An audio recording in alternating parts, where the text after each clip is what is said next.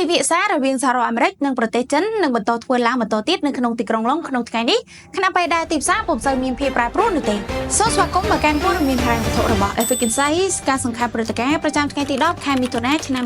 2025សម្រាប់លុយដុល្លារបានធំធាត់បន្តិចក្នុងបរិវេណតម្លៃ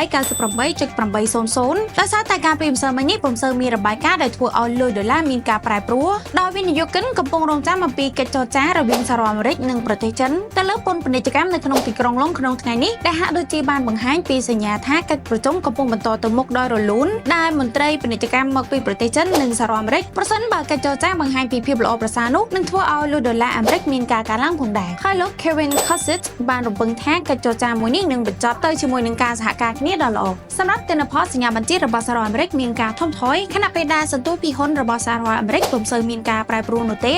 ដែលមានដូចជាសន្ទុះពីហ៊ុនរបស់ S&P 500បានកើនឡើងត្រឹមតែ 0.06% ប៉ុ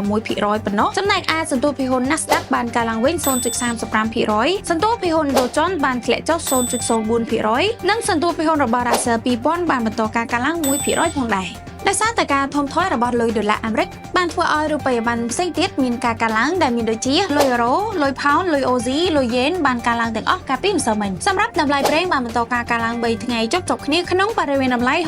$64.400 នៅក្នុង1បារ៉ែលដោយសារតែការស្ទង់មតិបានបង្ហាញថាអង្គការ OPEC មិនបានដំឡើងផលិតកម្មប្រេងនោះទេដែលបានធ្វើឲ្យមានការព្រួយបារម្ភនៅក្នុងការខ្វះខាតតម្រូវការនៃការផ្គត់ផ្គង់ចំពោះតម្លៃនេះបានកើនឡើង$54នៅក្នុង1ដំឡឹងដែលបានកើនឡើងពីកម្រិតតម្លៃ$3,970មកកាន់កម្រិតតម្លៃ$4,048នៅក្នុង1ដំឡឹងបន្ទាប់ពីលុយដុល្លារអាមេរិកមានការថមថយដោយសារតែវិនិយោគិនកំពុងរងចាំអំពីកិច្ចប្រជុំរបស់សហរដ្ឋអាមេរិកនិងចិនដែលនឹងបញ្ចប់នាពេលឆាប់ៗនេះដែលហាក់ដូចជាមានភាពល្អប្រសើររីឯកាក់អេឡិចត្រូនិក Bitcoin បានកើនឡើង$5,000នៅក្នុង1កាក់ដែលបានកើនឡើងពីកម្រិតតម្លៃ$15,375មកកាន់កម្រិតតម្លៃ$11,564នៅក្នុង1កាក់ខណៈពេលដែលក្រុមហ៊ុន MicroStrategy បានរៃអង្គាសប្រាក់ចំនួន$1,000 លានតាមរយៈការផ្ដល់ជូនភាគហ៊ុនដើម្បីផ្ដល់មូលនិធិដល់ការទិញ Bitcoin នាពេលអនាគតពួកគេពង្រឹងចំហរបស់ពួកគេថាជាអ្នកកាន់ Bitcoin ដ៏ធំបំផុតជាងគេនៅលើពិភពលោកសូមអរគុណសម្រាប់ការតាមដានព័ត៌មានហិរញ្ញវត្ថុរបស់ Epic Insights